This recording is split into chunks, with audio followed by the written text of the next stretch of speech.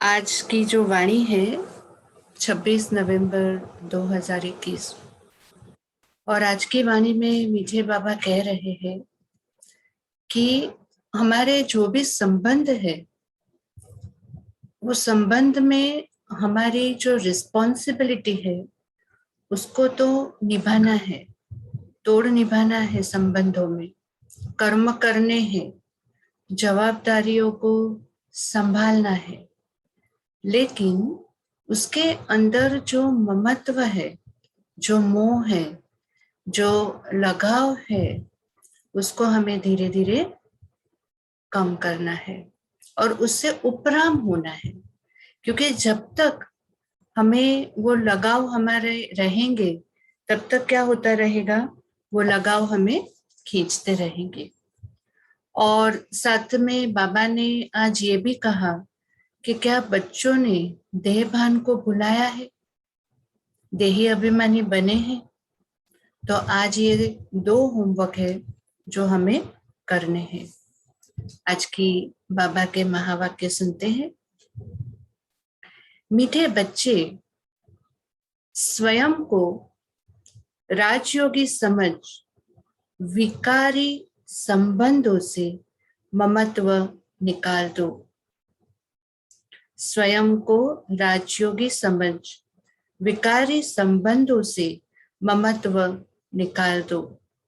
सिर्फ तोड़ निभाने के लिए साथ रहो, सिर्फ तोड़ निभाने के लिए साथ रहो। सो जो राजयोगी है वो विकारी संबंधों से उपराम है और हमारे सब संबंध एक बाबा के साथ है। इसीलिए सब संबंध जो लगाव है वो बाबा के साथ संबंध लौकिक निभाने हैं, सिर्फ जिम्मेवारियों के लिए।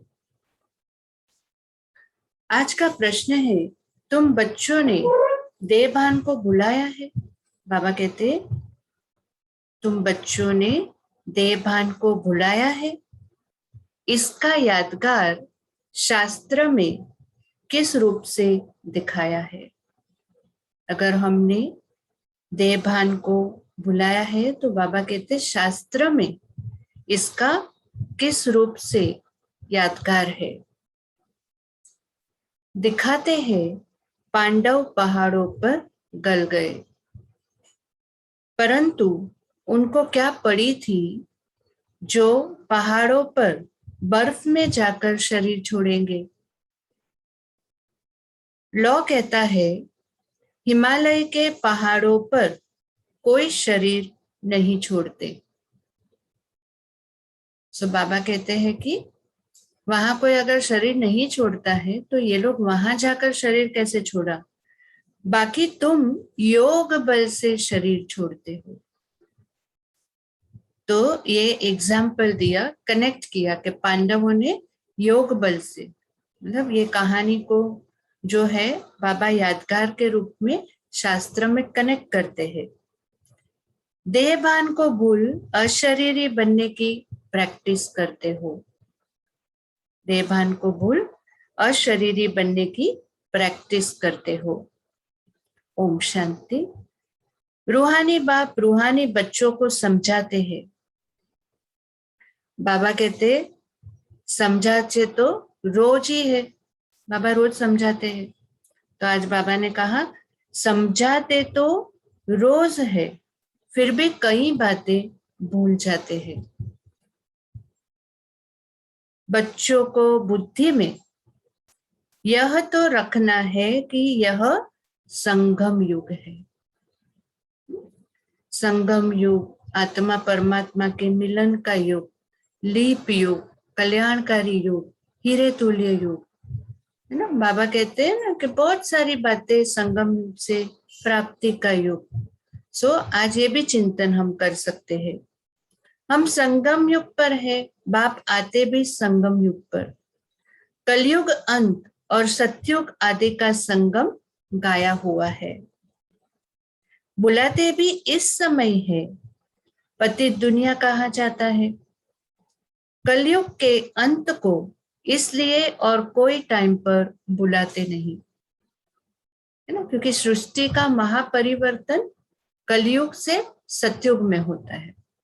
हर समय, मतलब सतयुग से त्रेता में भी परिवर्तन होता है, त्रेता से द्वापर में भी सृष्टि का परिवर्तन होता है, पर वो बहुत ही कम इंटेंसिटी पर होता है।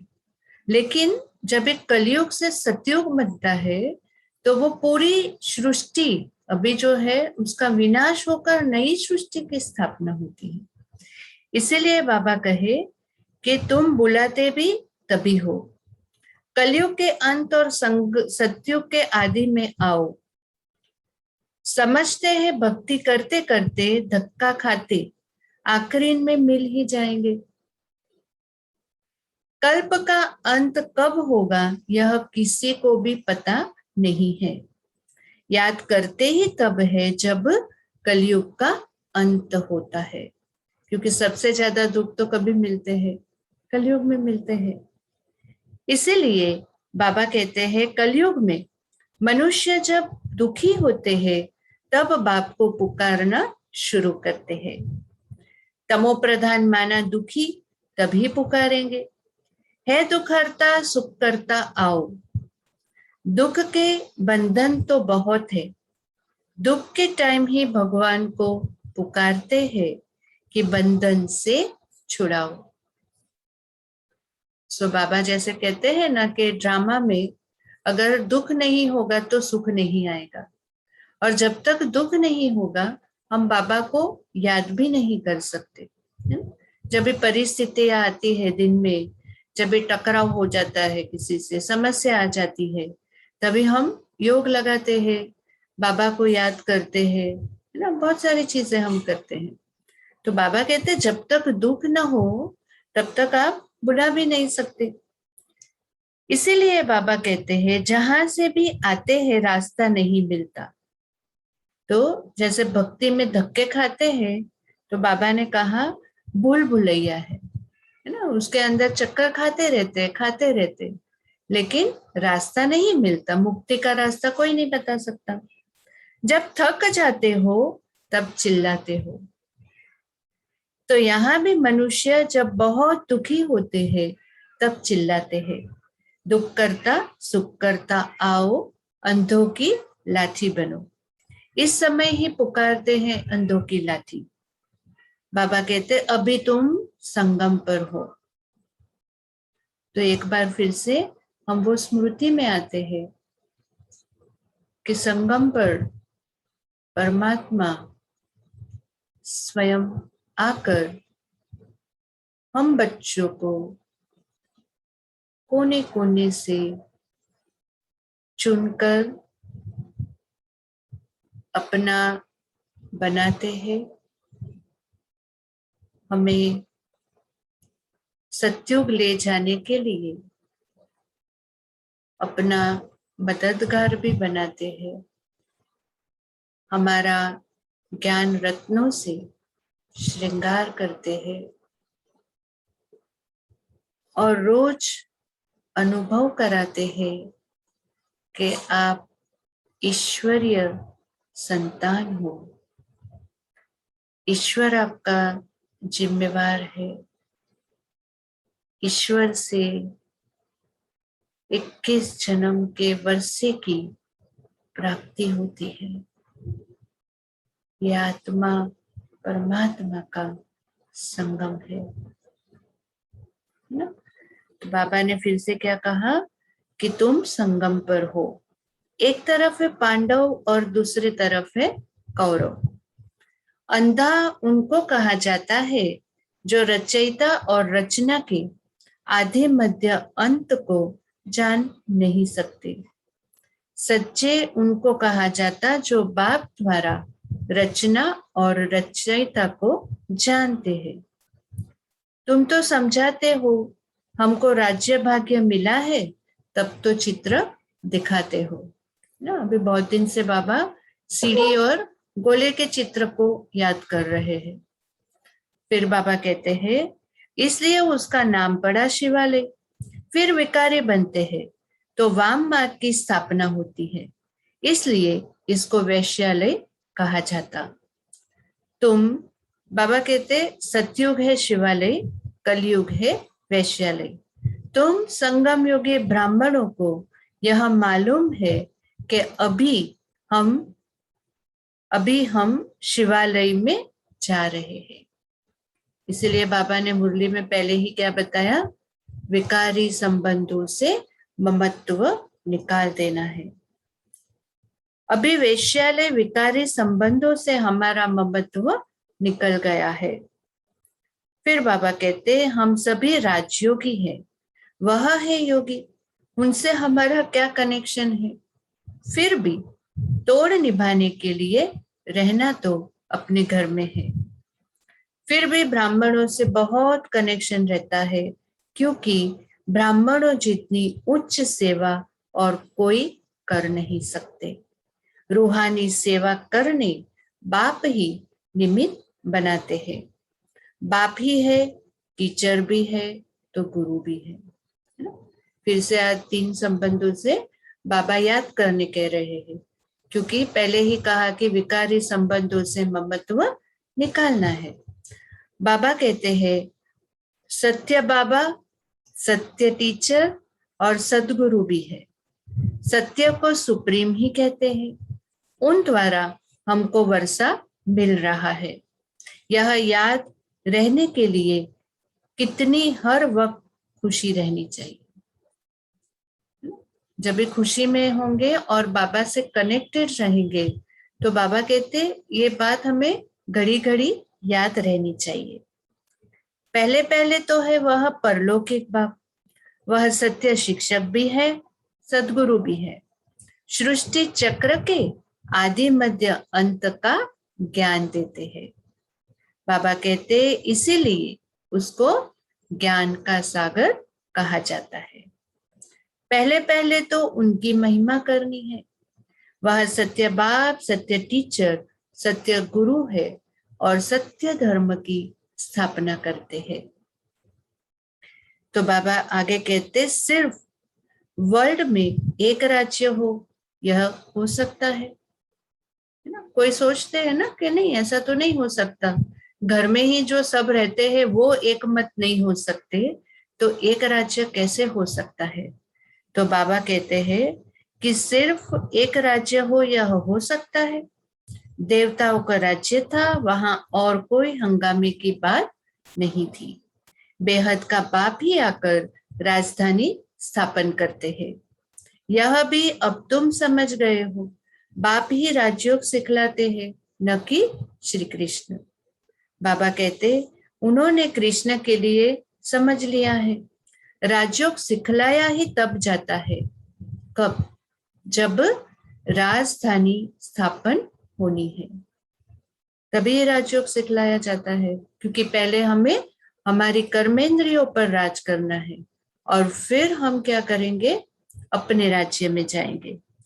तो बाबा कहते बाकी शास्त्र में तो है महिमा, सिर्फ महिमा करने से कोई राजयोग सीख नहीं सकते।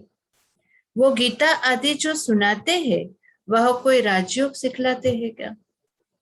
वहां तो धारणाओं की बात ही नहीं है, श्रीमत पर चलने की बात नहीं है, वहां पर 21 जन्म के वर्षे की बात नहीं है, कोई भी प्राप्ति की बात वहां पर नहीं होती। तो इसलिए बाबा कहते भगवान ने जिन्हों को सुनाया उन्हों की राज्य में पद पाया। बाकी यह त्योहार आदि सब भक्ति मार्ग है। बाबा कहते त्योहार वगैरह भी क्या है, भक्ति मार्ग है। शिव बाबा ने आने के बाद जरूर नई दुनिया स्थापन होगी। कृष्ण तो है सतयुग का मालिक, शिव बाबा ने आकर कृष्ण को ऐसा बनाया, ये तो हम सब जानते ही है। तो बाबा कहते एक कृष्ण को थोड़े ही ज्ञान दिया होगा, कृष्ण पूरी स्थापन ही होगी। आत्मा को तमो प्रधान से सतो प्रधान बनाने के लिए योग सिखाया, तुम फिर सतो रजो तमो में आते हो ना। बाबा कहते ऐसे नहीं कि सतयुग में ही तुमको बैठ जाना है। हाँ? आज बाबा क्या कहते हैं, ऐसा नहीं है कि सतयुग में ही बैठ जाना है। बाबा कहते 84 जन्मों का हिसाब भी है, सतयुग के बाद त्रेता जरूर आना है, दिन के बाद रात होना ही है। इसीलिए हमें 84 के चक्कर में तो आना ही है, सतयुग से लेकर कलयुग तक। सतयुग की स्थापना कौन करते हैं, कैसे करते हैं?